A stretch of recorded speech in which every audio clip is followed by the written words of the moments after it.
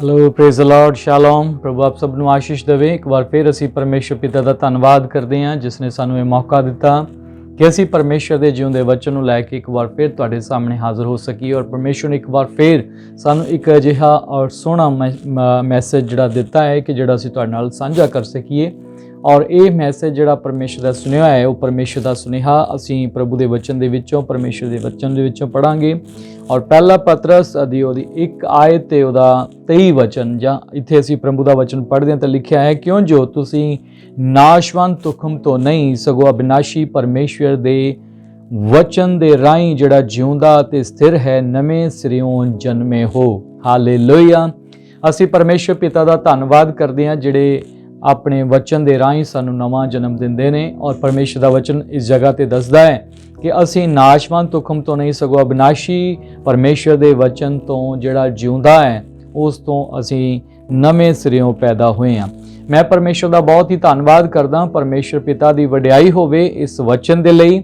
ਅਸੀਂ ਸਾਰੇ ਜਾਣਦੇ ਹਾਂ ਕਿ ਜਦੋਂ ਸਾਰਾ ਸੰਸਾਰ ਅੱਜ ਦੌੜ ਭੱਜ ਦੇ ਵਿੱਚ ਪਿਆ ਹੋਇਆ ਹੈ, ਸਾਰਾ ਸੰਸਾਰ ਅੱਜ ਭੱਜ ਦੌੜ ਵਿੱਚ ਹੈ, ਉੱਥੇ ਹੀ ਪਰਮੇਸ਼ਰ ਇੱਕ ਨਵੇਂ ਸੰਸਾਰ ਦੀ ਰਚਨਾ ਕਰ ਰਹੇ ਨੇ, ਨਵੇਂ ਸੰਸਾਰ ਨੂੰ ਰਚ ਰਹੇ ਨੇ। ਔਰ ਪਰਮੇਸ਼ਰ ਦਾ ਵਚਨ ਦੱਸਦਾ ਹੈ ਕਿ ਪਰਮੇਸ਼ਰ ਸਭ ਕੁਝ ਨਵਾਂ ਬਣਾ ਰਹੇ ਨੇ। ਔਰ ਜਦੋਂ ਪਰਮੇਸ਼ਰ ਸਭ ਕੁਝ ਨਵਾਂ ਬਣਾ ਰਹੇ ਨੇ ਤਾਂ ਮੇਰੇ ਪਿਆਰੇ ਭੈਣੋ ਭਰਾਵੋ, ਤੁਹਾਨੂੰ ਸਾਰਿਆਂ ਨੂੰ ਇਹ ਗੱਲ ਸਮਝਣੀ ਬਹੁਤ ਜ਼ਰੂਰੀ ਹੈ। ਸਾਨੂੰ ਇਹ ਜਾਣਨਾ ਬਹੁਤ ਜ਼ਰੂਰੀ ਹੈ ਕਿ ਪਰਮੇਸ਼ਰ ਇੱਕ ਨਵੇਂ ਸੰਸਾਰ ਦਾ ਜਦੋਂ ਗਠਨ ਕਰ ਰਹੇ ਨੇ ਤਾਂ ਉਹ ਕਿਉਂ ਇਸ ਤਰ੍ਹਾਂ ਕਰ ਰਹੇ ਨੇ। ਬਾਈਬਲ ਸਾਨੂੰ ਦੱਸਦੀ ਹੈ ਪਰਮੇਸ਼ਰ ਚਾਹੁੰਦੇ ਨੇ ਕਿ ਇੱਕ ਨਵੀਂ ਸ੍ਰਿਸ਼ਟੀ ਨੂੰ ਪਰਮੇਸ਼ਰ ਬਣਾਉਣ। ਬਾਈਬਲ ਦੱਸਦੀ ਹੈ ਕਿ ਨਵੇਂ ਆਕਾਸ਼ ਤੇ ਨਵੀਂ ਧਰਤੀ ਨੂੰ ਯੂਹੰਨਾ ਨੇ ਆਕਾਸ਼ ਤੋਂ ਉੱਤਰਦੇ ਵੇਖਿਆ ਸੀ। ਉਹ ਦਰਸ਼ਨ ਉਸਨੇ ਵੇਖਿਆ ਸੀ ਜਿੱਥੇ ਉਹ ਦੱਸਦੇ ਨੇ ਕਿ ਪਰਮੇਸ਼ਰ ਇੱਕ ਨਵੇਂ ਆਕਾਸ਼ ਤੇ ਇੱਕ ਨਵੀਂ ਧਰਤੀ ਦੀ ਰਚਨਾ ਕਰ ਰਹੇ ਨੇ। ਔਰ ਪੁਰਾਣੀਆਂ ਗੱਲਾਂ ਬੀਤ ਗਈਆਂ। ਬਾਈਬਲ ਦੱਸਦੀ ਹੈ ਕਿ ਸਭ ਕੁਝ ਨਵਾਂ ਹੋ ਰਿਹਾ ਹੈ। ਔਰ ਪਰਮੇਸ਼ਰ ਦਾ ਧੰਨਵਾਦ ਕਰਦੇ ਹਾਂ, ਪਰਮੇਸ਼ਰ ਪਿਤਾ ਦੀ ਵਡਿਆਈ ਕਰਦੇ ਹਾਂ ਜਿਸ ਨੇ ਆਪਣੇ ਵਚਨ ਦੇ ਦੁਆਰਾ ਸਾਨੂੰ ਅੱਜ ਇਸ ਗੱਲ ਦੀ ਸਿੱਖਿਆ ਦਿੱਤੀ ਹੈ ਕਿ ਸਾਨੂੰ ਜਦੋਂ ਪਰਮੇਸ਼ਰ ਨਵੇਂ ਸੰਸਾਰ ਦੇ ਵਿੱਚ ਲੈ ਕੇ ਜਾ ਰਿਹਾ ਹੈ ਤਾਂ ਉਹ ਕਿਵੇਂ ਦਾ ਸੰਸਾਰ ਚਾਹੁੰਦਾ ਹੈ, ਕਿਸ ਤਰ੍ਹਾਂ ਦੇ ਸੰਸਾਰ ਦੀ ਪਰਮੇਸ਼ਰ ਰਚਨਾ ਕਰ ਰਿਹਾ ਹੈ। ਪਿਆਰੇ ਭੈਣੋ ਭਰਾਵੋ, ਪਰਮੇਸ਼ਰ ਨੇ ਜਦੋਂ ਸਾਰੇ ਸੰਸਾਰ ਦੀ ਰਚਨਾ ਕੀਤੀ, ਬਾਈਬਲ ਦੱਸਦੀ ਹੈ ਕਿ ਉਹਨੇ ਆਪਣੇ ਮੂੰਹ ਦੇ ਸ਼ਬਦਾਂ ਦੇ ਨਾਲ ਕੀਤੀ। ਸਾਰੇ ਸੰਸਾਰ ਦੀ ਰਚਨਾ ਪਰਮੇਸ਼ਰ ਦੇ ਮੂੰਹ ਦੇ ਸ਼ਬਦਾਂ ਦੇ ਨਾਲ ਹੋਈ ਹੈ। ਸਾਰਾ ਕੁਝ ਉਹਦੇ ਮੂੰਹ ਦੇ ਸ਼ਬਦਾਂ ਦੇ ਨਾਲ ਬਣਾਇਆ ਗਿਆ ਹੈ।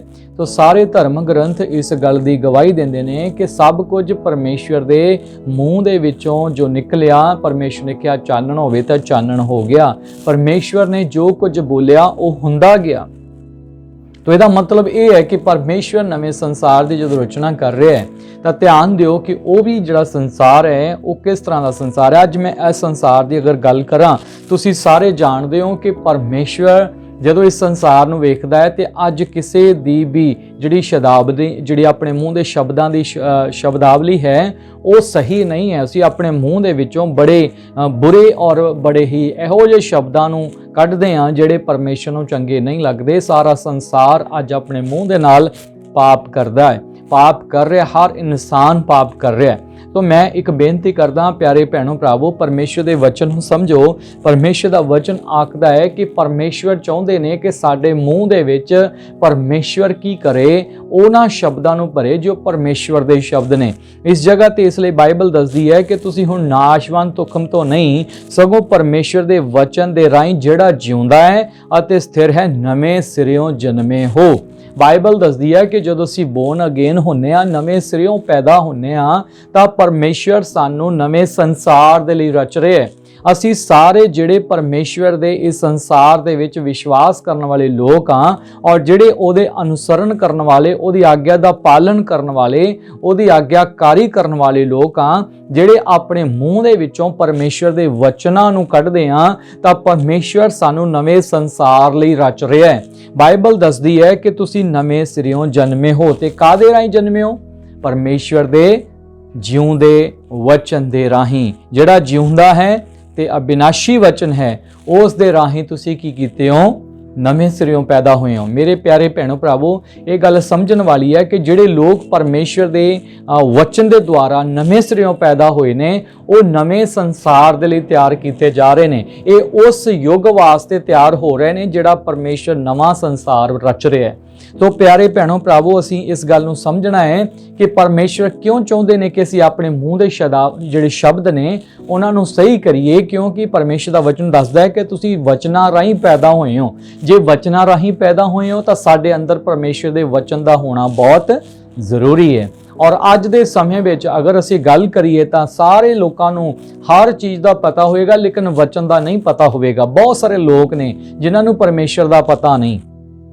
ਤੁਹਾਡੇ ਬੱਚਿਆਂ ਨੂੰ ਪੁੱਛ ਕੇ ਵੇਖੋ, ਉਹਨਾਂ ਨੂੰ ਸਾਰੇ ਫਿਲਮੀ ਐਕਟਰਾਂ ਦਾ ਪਤਾ ਹੋਵੇਗਾ, ਸਾਰੇ ਸਿੰਗਰਾਂ ਦਾ ਪਤਾ ਹੋਵੇਗਾ, ਲੇਕਿਨ ਪਰਮੇਸ਼ਰ ਦੇ ਵਚਨ ਦਾ ਬਹੁਤਿਆਂ ਨੂੰ ਪਤਾ ਨਹੀਂ ਹੁੰਦਾ।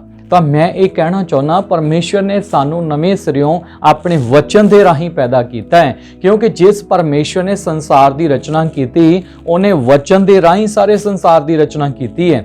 ਔਰ ਜਦੋਂ ਉਹਨੇ ਵਚਨਾਂ ਦੇ ਰਾਹੀਂ ਸਾਰੀਆਂ ਚੀਜ਼ਾਂ ਦੀ ਰਚਨਾ ਕੀਤੀ ਹੈ ਤਾਂ ਬਾਈਬਲ ਦੱਸਦੀ ਹੈ ਕਿ ਤੁਹਾਨੂੰ ਖੁਦਾ ਨੇ ਉਸ ਨਵੇਂ ਸੰਸਾਰ ਲਈ ਰਚਿਆ ਹੈ ਤੇ ਨਵੇਂ ਸਿਰਿਓਂ ਵਚਨ ਦੇ ਰਾਹੀਂ ਪੈਦਾ ਕੀਤਾ ਹੈ। ਔਰ ਬਾਈਬਲ ਸਾਨੂੰ ਦੱਸਦੀ ਹੈ, ਇਬਰਾਨੀਆਂ ਦੀ ਖੱਤ ਦੇ ਵਿੱਚ ਉਹਦੇ 1:3 ਆਇਤ ਵੀ ਸਾਨੂੰ ਇਹ ਬਿਆਨ ਕਰਦੀ ਆ ਕਿ ਉਹ ਉਸ ਦੇ ਤੇਜ ਦਾ ਪ੍ਰਤੀਬਿੰਬ ਅਤੇ ਉਸ ਦੀ ਯਾਦ ਦਾ ਨਕਸ਼ ਹੋ ਕੇ ਆਪਣੇ ਸਮਰਥਾ ਦੇ ਵਚਨ ਨਾਲ ਸਭਨਾ ਵਸਤਾਂ ਨੂੰ ਸੰਭਾਲ ਕੇ ਔਰ ਪਾਪਾਂ ਨੂੰ ਸਾਫ਼ ਕਰਕੇ ਔਰ ਪਰਮ ਧਾਮ ਵਿੱਚ ਸਰਬ ਸ਼ਕਤੀਮਾਨ ਪਰਮੇਸ਼ਰ ਦੇ ਸੱਜੇ ਪਾਸੇ ਵਿਰਾਜਮਾਨ ਹੋਇਆ। ਬਾਈਬਲ ਸਾਨੂੰ ਇਹ ਦੱਸਦੀ ਹੈ ਕਿ ਪ੍ਰਭੂ ਯਿਸੂ ਮਸੀਹ ਇਸ ਸੰਸਾਰ ਤੇ ਉਹਦੀ ਯਾਦ ਦਾ ਨਕਸ਼ ਹੋ ਕੇ ਆਇਆ ਤੇ ਸਮਰਥ ਦੇ ਵਚਨ ਨਾਲ ਸਭਨਾ ਵਸਤਾਂ ਨੂੰ ਸੰਭਾਲ ਕੇ ਪਾਪਾਂ ਨੂੰ ਮਾਫ ਕਰਕੇ। ਪਰਮੇਸ਼ਰ ਦਾ ਧੰਨਵਾਦ ਹੋਵੇ, ਇਸ ਸੰਸਾਰ 'ਚ ਪ੍ਰਭੂ ਯਿਸੂ ਇਸੇ ਲਈ ਆਏ ਕਿ ਸਾਡੇ ਪਾਪਾਂ ਨੂੰ ਮਾਫ ਕਰਕੇ ਔਰ ਸਾਨੂੰ ਪਰਮੇਸ਼ਰ ਵਰਗਾ ਬਣਾ ਕੇ ਔਰ ਸਾਡੇ ਪਾਪਾਂ ਨੂੰ ਮਾਫ ਕਰਕੇ। ਔਰ ਬਾਈਬਲ ਦੱਸਦੀ ਹੈ ਕਿ ਉਹ ਪਰਮੇਸ਼ਰ ਪਿਤਾ ਦੇ ਸੱਜੇ ਹੱਥ ਵਿਰਾਜਮਾਨ ਹੋਏ ਨੇ।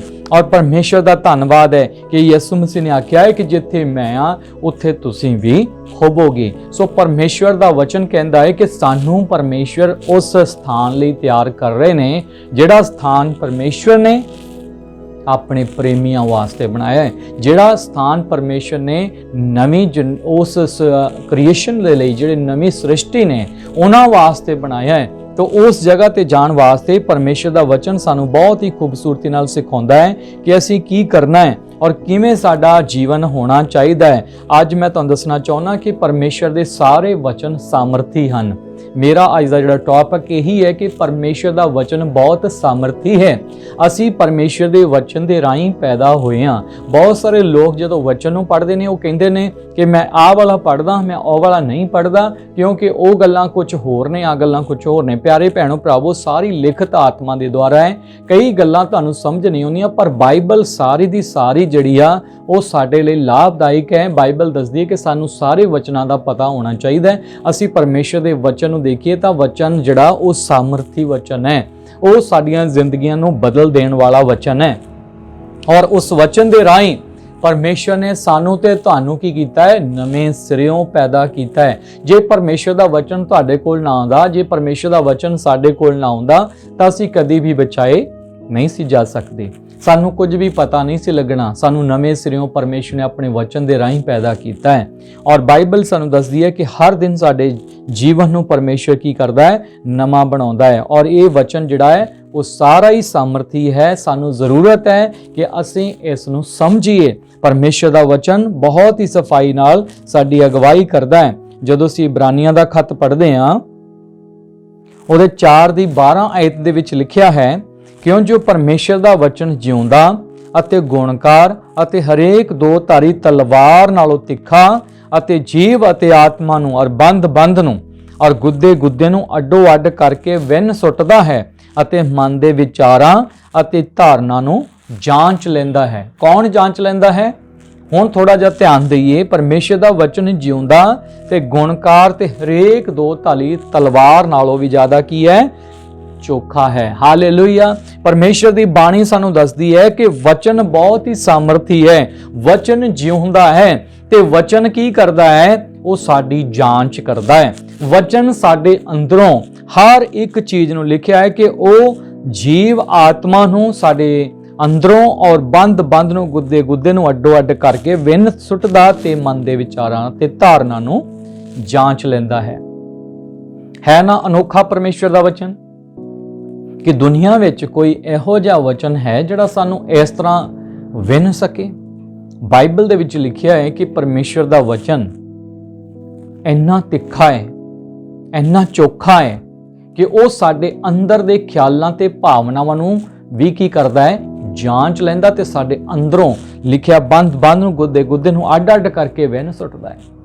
ਇਹ ਪਰਮੇਸ਼ਰ ਦਾ ਵਚਨ ਹੀ ਹੈ ਜਿਹੜਾ ਇੰਨਾ ਸਾਮਰਥੀ ਹੈ।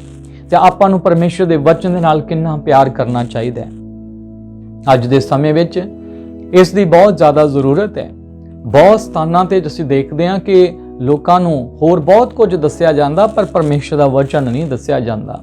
ਵਚਨ ਦੇ ਨਾ ਹੋਣ ਦੇ ਕਾਰਨ, ਔਰ ਬਾਈਬਲ ਦੱਸਦੀ ਹੈ ਕਿ ਗਿਆਨ ਤੋਂ ਬਿਨਾ, ਵਚਨ ਦੇ ਗਿਆਨ ਤੋਂ ਬਿਨਾ, ਪਰਮੇਸ਼ਰ ਦੇ ਗਿਆਨ ਤੋਂ ਬਿਨਾ ਲੋਕ ਨਾਸ਼ ਹੋ ਰਹੇ ਨੇ। ਔਰ ਸਾਨੂੰ ਉਸ ਨਾਸ਼ ਹੋਣ ਤੋਂ ਬਚਣ ਦੇ ਲਈ ਪਰਮੇਸ਼ਰ ਦੇ ਵਚਨ ਤੋਂ ਨਵੇਂ ਸਿਰਿਓਂ ਪੈਦਾ ਹੋਣਾ ਬਹੁਤ ਜ਼ਰੂਰੀ ਹੈ। ਔਰ ਪਰਮੇਸ਼ਰ ਦਾ ਵਚਨ ਸਾਨੂੰ ਖੂਬਸੂਰਤੀ ਦੇ ਨਾਲ ਦੱਸਦਾ ਹੈ ਕਿ ਕਿੰਨਾ ਜ਼ਰੂਰੀ ਹੈ ਕਿ ਅਸੀਂ ਆਪਣੇ ਮੂੰਹ ਤੋਂ ਪਰਮੇਸ਼ਰ ਦੇ ਉਹਨਾਂ ਵਚਨਾਂ ਨੂੰ ਬੋਲੀਏ। ਜਦੋਂ ਪਰਮੇਸ਼ਰ ਨੇ ਇਸ ਸੰਸਾਰ ਦੀ ਰਚਨਾ ਕੀਤੀ ਤਾਂ ਪਰਮੇਸ਼ਰ ਨੇ ਆਪਣੇ ਮੂੰਹ ਤੋਂ ਵਚਨ ਕੱਢਿਆ ਔਰ ਉਹ ਵਚਨ ਦੇਹਧਾਰੀ ਹੋ ਕੇ ਆਇਆ। ਔਰ ਬਾਈਬਲ ਦੱਸਦੀ ਹੈ ਕਿ ਉਹ ਵਚਨ ਹੀ ਸੀ ਜਿਹਨੇ ਸਾਡੇ ਪਾਪ ਧੋਤੇ, ਔਰ ਵਚਨ ਹੀ ਸੀ ਜਿਹਨੇ ਸਾਨੂੰ ਨਵੇਂ ਸਿਰਿਓਂ ਪੈਦਾ ਕੀਤਾ। ਵਚਨ ਦੇ ਦੁਆਰਾ ਸਾਰੀਆਂ ਚੀਜ਼ਾਂ ਰਚੀਆਂ ਗਈਆਂ। ਔਰ ਜੇ ਉਹ ਵਚਨ ਤੁਹਾਡੇ ਜੀਵਨ 'ਚ ਤੁਹਾਡੇ ਅੰਦਰ ਹੋਵੇਗਾ ਤਾਂ ਉਹ ਸ੍ਰਿਸ਼ਟੀਕਰਤਾ ਵਚਨ ਹੈ। ਉਹ ਪਰਮੇਸ਼ਰ ਸਭ ਕੁਝ ਬਣਾਉਣ ਵਾਲਾ ਪਰਮੇਸ਼ਰ ਹੈ। ਪਰ ਅਸੀਂ ਹਮੇਸ਼ਾ ਉਲਟ ਬੋਲਦੇ ਹਾਂ, ਇਸ ਲਈ ਕਦੀ ਵੀ ਅਸੀਂ ਬਰਕਤਾਂ ਨੂੰ ਨਹੀਂ ਪਾ ਪਾਉਂਦੇ। ਬਾਈਬਲ ਦੱਸਦੀ ਹੈ ਕਿ ਸਾਨੂੰ ਆਪਣੇ ਮੂੰਹ ਤੋਂ ਉਹ ਸ਼ਬਦ ਬੋਲਣੇ ਚਾਹੀਦੇ ਆ ਜਿਹੜੇ ਪਰਮੇਸ਼ਰ ਨੂੰ ਚੰਗੇ ਲੱਗਦੇ ਆ। ਪਰਮੇਸ਼ਰ ਪੋਜ਼ਿਟਿਵ ਥਿੰਕ ਚਾਹੁੰਦਾ ਹੈ। ਪਰਮੇਸ਼ਰ ਸਾਡੇ ਕੋਲੋਂ ਨਕਾਰਾਤਮਕ ਸੋਚਾਂ ਜਾਂ ਨਕਾਰਾਤਮਕ ਗੱਲਾਂ ਨਹੀਂ ਸੁਣਨਾ ਚਾਹੁੰਦਾ। ਪਰਮੇਸ਼ਵਰ ਸਾਡੇ ਕੋਲ ਨਿਰਾਸ਼ਾ 'ਚ ਵੀ ਆਸ਼ਾ ਦੀਆਂ ਗੱਲਾਂ ਨੂੰ ਸੁਣਨਾ ਚਾਹੁੰਦਾ ਹੈ। ਪਰਮੇਸ਼ਵਰ ਕਿਉਂਕਿ ਜਦੋਂ ਅੰਧਕਾਰ ਸੀ ਸਭ ਕੁਝ, ਤੇ ਪਰਮੇਸ਼ਵਰ ਨੇ ਉਸ ਵਕਤ ਆਖਿਆ ਚਾਨਣ ਹੋਵੇ ਤਾਂ ਉਸ ਵਕਤ ਚਾਨਣ ਹੋ ਗਿਆ। ਅੱਜ ਜਿਹੜੀ ਸਥਿਤੀ ਹੈ ਅਸੀਂ ਉਹਨੂੰ ਦੇਖ ਕੇ ਮਾੜੇ ਸ਼ਬਦ ਬੋਲਦੇ ਹਾਂ, ਪਰ ਮਾੜੀ ਪਰਿਸਥਿਤੀ ਵਿੱਚ ਵੀ ਤੁਸੀਂ ਅਗਰ ਚੰਗੇ ਸ਼ਬਦਾਂ ਨੂੰ ਬੋਲੋਗੇ, ਹਨੇਰੇ ਵਿੱਚ ਚਾਨਣ ਨੂੰ ਬੋਲੋਗੇ ਤਾਂ ਪਰਮੇਸ਼ਵਰ ਤੋਂ ਜੰਮੇ ਹੋਏ ਹੋਵੋਗੇ। ਬਾਈਬਲ ਦੱਸਦੀ ਹੈ ਕਿ ਤੁਸੀਂ ਪਰਮੇਸ਼ਵਰ ਦੇ ਵਚਨ ਤੋਂ ਜੰਮੇ ਹੋ, ਤੁਸੀਂ ਨਵੇਂ ਸਿਰਿਓਂ ਪੈਦਾ ਹੋਏ ਹੋ। ਪਰਮੇਸ਼ਰ ਦਾ ਵਚਨ ਉਦੋਂ ਕੰਮ ਕਰਦਾ ਹੈ ਜਦੋਂ ਸੱਚਮੁੱਚ ਸਾਰੀਆਂ ਚੀਜ਼ਾਂ ਹਾਰ ਜਾਂਦੀਆਂ, ਜਦੋਂ ਸਾਰੇ ਪਾਸੇ ਹੱਥ ਖੜੇ ਹੋ ਜਾਂਦੇ, ਤਦ ਪਰਮੇਸ਼ਰ ਦੀ ਸਾਮਰਥ ਕੰਮ ਕਰਦੀ ਹੈ। ਔਰ ਇਬਰਾਨੀਆਂ ਦਾ ਖੱਤ ਜਦੋਂ ਅਸੀਂ 11 ਅਧਿਆਇ ਤੇ 3 ਆਇਤ ਨੂੰ ਪੜ੍ਹਦੇ ਹਾਂ, ਨੇਚਾ ਨਾਲ ਅਸੀਂ ਜਾਣਦੇ ਹਾਂ ਭਾਈ ਜਗਤ ਪਰਮੇਸ਼ਰ ਦੇ ਫਰਮਾਨ ਨਾਲ ਸਾਜਿਆ ਗਿਆ ਅਤੇ ਜੋ ਕੁਝ ਵੇਖਣ ਵਿੱਚ ਆਉਂਦਾ ਹੈ ਸੋ ਦਿਖਦੀਆਂ ਹੋਈਆਂ ਵਸਤਾਂ ਤੋਂ ਨਹੀਂ ਬਣਿਆ ਹੈ। ਬਾਈਬਲ ਦੱਸਦੀ ਆ ਕਿ ਜਿਹੜਾ ਵੀ ਕੁਝ ਸਾਨੂੰ ਦਿਖਾਈ ਦੇ ਰਿਹਾ ਹੈ ਇਹ ਦਿਖਦੀਆਂ ਚੀਜ਼ਾਂ ਨਾਲ ਨਹੀਂ ਬਣਿਆ।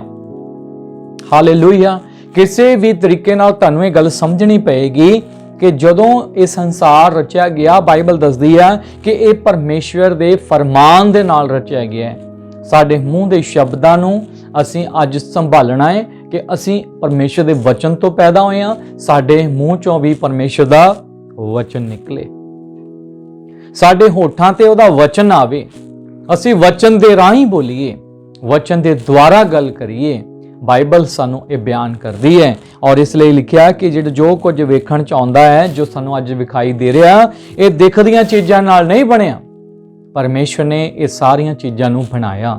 ਉਸ ਪਰਮੇਸ਼ਵਰ ਦੀ ਸਾਮਰਥ ਨਾਲ ਇਹ ਸਭ ਕੁਝ ਰਚਿਆ ਗਿਆ ਤੇ ਉਹ ਪਰਮੇਸ਼ਵਰ ਸਾਡਾ ਪਿਤਾ ਹੈ, ਉਹ ਸਾਡਾ ਬਾਪ ਹੈ ਜਿਸ ਨੇ ਸਾਰੀਆਂ ਚੀਜ਼ਾਂ ਨੂੰ ਰਚਿਆ ਹੈ।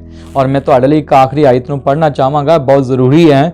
ਕਹਾਵਤਾਂ ਦੀ ਕਿਤਾਬ ਦੇ ਵਿੱਚ ਜਦੋਂ ਅਸੀਂ ਉਹਦੀ 16ਵੇਂ ਅਧਿਆਇ ਨੂੰ ਪੜ੍ਹਦੇ ਹਾਂ ਤੇ ਉਹਦੀ 24 ਵਚਨ 'ਚ ਲਿਖਿਆ ਹੈ, ਸ਼ੁਭ ਵਚਨ ਯਾਨੀ ਕਿ ਜਿਹੜੇ ਪੋਜ਼ਿਟਿਵ ਥਿੰਕਸ ਜਿਹੜੀਆਂ ਹੁੰਦੀਆਂ ਨੇ ਉਹ ਮਖੀਲ ਦੇ ਛੱਤੇ ਵਰਗੀਆਂ ਹੁੰਦੀਆਂ ਨੇ। ਉਹ ਉਸ ਛੱਤੇ ਵਾਂਗੂ ਹਨ, ਉਹ ਜੀ ਨੂੰ ਮਿੱਠੇ ਲੱਗਦੇ ਤੇ ਹੱਡੀਆਂ ਨੂੰ ਸਿਹਤ ਦਿੰਦੇ ਹਨ। ਬਾਈਬਲ 'ਚ ਲਿਖਿਆ ਹੈ ਕਿ ਪਰਮੇਸ਼ਵਰ ਦਾ ਵਚਨ ਇਹੋ ਜਿਹਾ ਹੈ, ਉਹ ਇੰਨਾ ਮਿੱਠਾ ਹੈ, ਇੰਨਾ ਪਿਆਰਾ ਹੈ, ਉਸ ਵਚਨ ਨੂੰ ਲੈਣ ਵਾਲਾ ਆਪਣੀਆਂ ਹੱਡੀਆਂ ਨੂੰ ਵੀ ਹਸ਼ਟ ਪੁਸ਼ਟ ਕਰਦਾ ਹੈ। ਜਿਹੜਾ ਵਿਅਕਤੀ ਪਰਮੇਸ਼ਰ ਦੇ ਵਚਨ ਨੂੰ ਸਹੀ ਤਰੀਕੇ ਨਾਲ ਇਸਤੇਮਾਲ ਕਰਦਾ ਹੈ, ਬਾਈਬਲ ਦੱਸਦੀ ਹੈ ਕਿ ਉਹਦੀਆਂ ਹੱਡੀਆਂ ਨੂੰ ਵੀ ਇਹ ਵਚਨ ਸਿਹਤ ਦਿੰਦਾ ਹੈ। ਹਾਲੇਲੂਇਆ। ਇੱਥੇ ਸ਼ਹਿਦ ਦੀ ਗੱਲ ਨਹੀਂ ਕੀਤੀ ਗਈ, ਇੱਥੇ ਅਸੀਂ ਸ਼ਹਿਦ ਦੀ ਗੱਲ ਨਹੀਂ ਕਰ ਰਹੇ ਕਿ ਸ਼ਹਿਦ ਸਾਨੂੰ ਤੰਦਰੁਸਤੀ ਦਿੰਦਾ ਹੈ, ਪਰ ਬਾਈਬਲ ਦੱਸਦੀ ਹੈ ਕਿ ਉਹਦਾ ਵਚਨ, ਸ਼ੁਭ ਵਚਨ, ਚੰਗੀਆਂ ਗੱਲਾਂ ਜਿਹੜੀਆਂ ਪਰਮੇਸ਼ਵਰ ਦੀਆਂ, ਉਹ ਤੁਹਾਡੇ ਮੂੰਹ 'ਚੋਂ ਜਦੋਂ ਨਿਕਲਦੀਆਂ ਨੇ ਤਾਂ ਉਹ ਤੁਹਾਡੀਆਂ ਹੱਡੀਆਂ ਨੂੰ ਵੀ ਸ਼ਕਤੀ ਦਿੰਦੀਆਂ ਨੇ। ਹਾਲੇਲੂਇਆ। ਔਰ ਮੈਂ ਵਿਸ਼ਵਾਸ ਕਰਦਾ ਕਿ ਤੁਸੀਂ ਅੱਜ ਉਸ ਵਚਨ ਨੂੰ ਜਿਹੜਾ ਕਿ ਸ੍ਰਿਸ਼ਟੀਕਰਤਾ ਵਚਨ ਹੈ, ਜਿਹੜਾ ਵਚਨ ਤੁਹਾਡੇ ਮੂੰਹ ਚੋਂ ਜੋ ਨਿਕਲਦਾ ਹੈ, ਉਹ ਜੋ ਕੁਝ ਤੁਸੀਂ ਬੋਲਦੇ ਹੋ ਤੁਹਾਡੇ ਲਈ ਬਣਾਉਂਦਾ ਹੈ, ਤੁਹਾਡੇ ਲਈ ਪੈਦਾ ਕਰਦਾ ਹੈ। ਤੁਸੀਂ ਆਪਣੇ ਮੂੰਹ ਤੋਂ ਅੱਜ ਤੋਂ ਉਹ ਗੱਲਾਂ ਬੋਲੋਗੇ ਜਿਹੜੀਆਂ ਗੱਲਾਂ ਤੁਹਾਨੂੰ ਸਿਹਤ ਦੇਣਗੀਆਂ। ਤੁਹਾਡੀ ਜ਼ਿੰਦਗੀ ਦੇ ਵਿੱਚ ਆਉਣ ਵਾਲੇ ਸਮੇਂ ਦੇ ਵਿੱਚ ਪਰਮੇਸ਼ਰ ਤੁਹਾਨੂੰ ਵਚਨਾਂ ਦੇ ਰਾਹੀਂ ਆਪਣੇ ਸਿਯੋਨ ਵਿੱਚ, ਆਪਣੇ ਸਵਰਗ ਦੇ ਵਿੱਚ ਲੈ ਕੇ ਜਾਵੇਗਾ, ਕਿਉਂਕਿ ਜਿਹੜਾ ਵਚਨ ਤੋਂ ਪੈਦਾ ਹੋਇਆ ਹੈ, ਬਾਈਬਲ ਦੱਸਦੀ ਹੈ ਕਿ ਉਹ ਨਵੇਂ ਸਿਰਿਓਂ ਪੈਦਾ ਕੀਤੇ ਗਏ ਨੇ ਔਰ ਉਹ ਨਵੇਂ ਸੰਸਾਰ ਦੇ ਲਈ ਰਚੇ ਗਏ ਨੇ। ਔਰ ਮੈਂ ਜਾਣਦਾ ਕਿ ਆਪਾਂ ਸਾਰੇ ਜਿੰਨੇ ਤੁਸੀਂ ਪਰਮੇਸ਼ਰ ਦੇ ਵਚਨ ਨੂੰ ਸੁਣ ਰਹੇ ਹੋ ਔਰ ਵਿਸ਼ਵਾਸ ਕਰ ਰਹੇ ਹੋ, ਤੁਸੀਂ ਜ਼ਰੂਰ ਵਚਨਾਂ ਦੇ ਰਾਹੀਂ ਪੈਦਾ ਹੋਏ ਹੋਵੋਗੇ। ਪਰਮੇਸ਼ਰ ਨੇ ਤੁਹਾਨੂੰ ਆਪਣੇ ਵਚਨਾਂ ਦੇ ਰਾਹੀਂ ਨਵਾਂ ਜਨਮ ਦਿਵਾਇਆ ਹੈ। ਤਾਂ ਮੈਂ ਬੇਨਤੀ ਕਰਦਾ ਕਿ ਅੱਜ ਆਪਣੇ ਮੂੰਹ ਦੇ ਵਚਨਾਂ ਨੂੰ ਦੇਖੋ ਕਿ ਤੁਹਾਡੇ ਮੂੰਹ ਚੋਂ ਪਰਮੇਸ਼ਰ ਦਾ ਵਚਨ ਆ ਰਿਹਾ ਜਾਂ ਕੁਝ ਹੋਰ ਆ ਰਿਹਾ ਹੈ। ਜੇ ਮੂੰਹ ਚੋਂ ਪਰਮੇਸ਼ਰ ਦੇ ਵਚਨ ਨਹੀਂ ਆ ਰਹੇ ਤਾਂ ਅੱਜ ਤੋਂ ਆਪਣੇ ਮੂੰਹ ਤੇ ਪਰਮੇਸ਼ਰ ਦਾ ਵਚਨ ਲੈ ਕੇ ਆਓ। ਵਚਨ ਲੈ ਕੇ ਆਓ ਆਪਣੇ ਮੂੰਹ ਦੇ ਉੱਤੇ। ਮੇਰੇ ਪਿਆਰੇ ਭੈਣੋ ਭਰਾਵੋ, ਪਰਮੇਸ਼ਰ ਦਾ ਵਚਨ ਜਦ ਤੁਹਾਡੇ ਮੂੰਹ ਚੋਂ ਨਿਕਲੇਗਾ, ਤੁਹਾਡੇ ਲਈ ਉਹ ਅਨੋਖੇ ਤੇ ਅਜੀਬ ਕੰਮ ਹੋਣਗੇ ਜਿਹੜੇ ਤੁਸੀਂ ਆਪਣੀ ਜ਼ਿੰਦਗੀ 'ਚ ਕਦੇ ਨਹੀਂ ਦੇਖੇ। ਪਰਮੇਸ਼ਰ ਤੁਹਾਨੂੰ ਸਾਰਿਆਂ ਨੂੰ ਬਰਕਤ ਦੇਵੇ, ਆਸ਼ੀਸ਼ ਦੇਵੇ। ਜਦ ਕਦੀ ਤੁਸੀਂ ਸਾਡੇ ਇਲਾਕੇ 'ਚ ਆਓ, ਪਰਮੇਸ਼ਰ ਦੀ ਆਰਾਧਨਾ ਦੇ ਲਈ ਸਾਡੇ ਨਾਲ ਸ਼ਾਮਿਲ ਹੋਵੋ। ਪਰਮੇਸ਼ਰ ਸੱਚਮੁੱਚ ਤੁਹਾਨੂੰ ਉਹ ਆਸ਼ੀਸ਼ਾਂ ਦੇਣਗੇ ਜਿਨ੍ਹਾਂ ਦੇ ਤੁਸੀਂ ਅਜੇ ਤੱਕ ਜਿਹੜੀਆਂ ਤੁਸੀਂ ਨਹੀਂ ਵੇਖੀਆਂ, ਜਿਹੜੇ ਤੁਸੀਂ ਅਜੇ ਤੱਕ ਅਧਿਕਾਰੀ ਨਹੀਂ ਬਣੇ, ਉਹਦੇ ਤੁਸੀਂ ਅਧਿਕਾਰੀ ਹੋਵੋਗੇ। ਪਰਮੇਸ਼ਰ ਤੁਹਾਨੂੰ ਬਰਕਤ ਔਰ ਆਸ਼ੀਸ਼ ਦੇਵੇ। ਸਾਰਿਆਂ ਨੂੰ ਗॉड ਬlesਸ ਯੂ। ਸ਼ਾਲੋਮ।